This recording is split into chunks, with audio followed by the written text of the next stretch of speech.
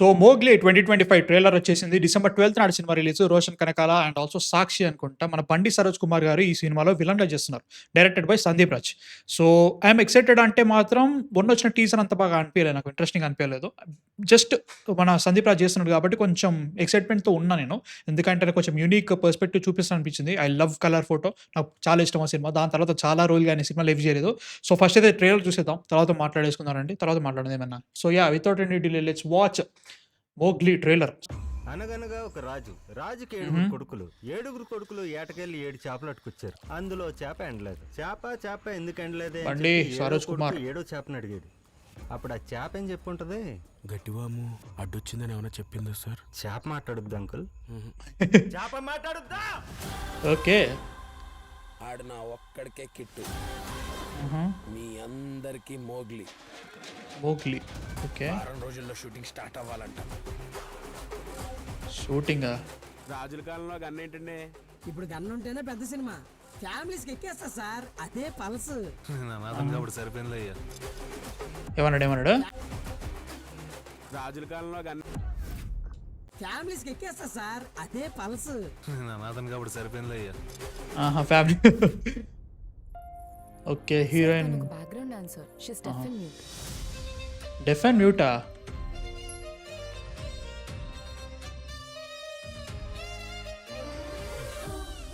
తను నీకు థ్యాంక్స్ చెప్తుంది. నేను సిగరెట్ అడిగారేమో అనుకున్నానండి. అబ్బో! Thank you.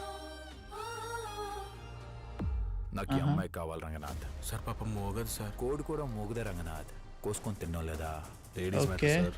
ఈ సిటీలో లాగా జరగాల్సిందంతా జరిగిపోయిన తర్వాత కొవ్వొత్తులు వెలిగించుకొని రోడ్లు ఎక్కం, డైరెక్ట్గా కాగడాలు వెలుగుతాయి. ఓకే. మా ఎస్ఐ కూడా ఇంకో 40 రోజుల్లో ట్రాన్స్ఫర్ వెళ్ళిపోతున్నాడు. తర్వాత ఎవరొస్తారో ఏంటో. వీడొచ్చాడు. మా పోలీసు వాళ్ళు మంచోళ్ళరా. కొడతాం, బిర్యానీ పెడతాం.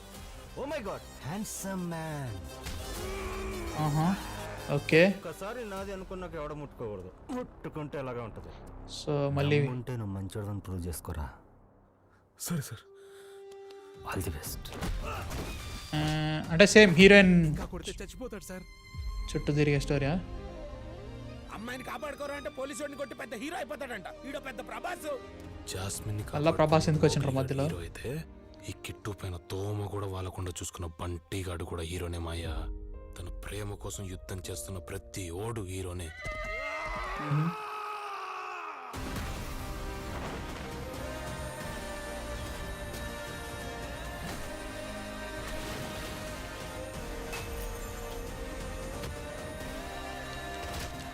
మ్యూజిక్ బాగుంది, పర్లేదు.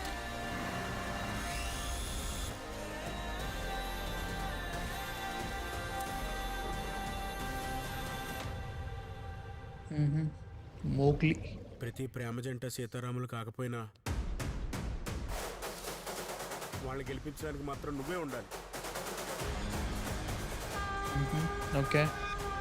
డిసెంబర్ 12th లాస్ట్లో ఏఐ ఫోటో. ఓకే.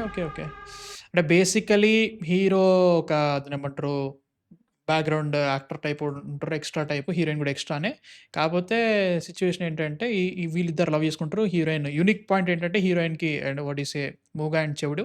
సో దాన్ని వాట్ యూ సే వీళ్ళిద్దరు లవ్ చేసుకుంటుంటే ఇట్లాంటి సిట్యుయేషన్‌లో ఐ థింక్ ఆ సినిమా హీరో ఎవరైతే ఉన్నారో హీరోయిన్‌ని what you call it trap చేద్దామని ట్రై చేస్తా ఉంటాడు. హీరో కాపాడతాడు. దాన్ని తీసుకొచ్చి కొత్తగా వచ్చిన పోలీసు హీరోయిన్ మీద కన్ను పడుతది. వీళ్ళిద్దరూ లైక్ ఆ అమ్మాయి నాకు కావాలంటే నాకు కావాలనే పాయింట్ ఉంటది. తర్వాత like he's creating problems for hero. తర్వాత ఏం జరిగింది మధ్యలో మన హర్ష చమ్మడు ఏం చేసిండు, ఫ్రెండ్స్ ఏం చేసిర్రు, ఏమైందని పాయింట్ అన్న ఫీలింగ్.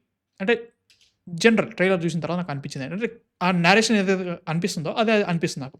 ఏమో దీనికంటే యూనిక్ ఉండొచ్చు, దీనికంటే డిఫరెంట్ ఉండొచ్చు తెలీదు. అండ్ ఆల్సో మెయిన్‌గా ఈ సినిమాలో హీరో ప్రభాస్ ఫ్యాన్. 'సలార్' స్టార్టింగ్‌లో 'సలార్' చూపించినట్టుగానే సో 'సలార్' తోటుంటది. లైక్ 'సలార్' మీద సాంగ్ కూడా చేసిర్రట. ఏమో లైక్ ఓకే.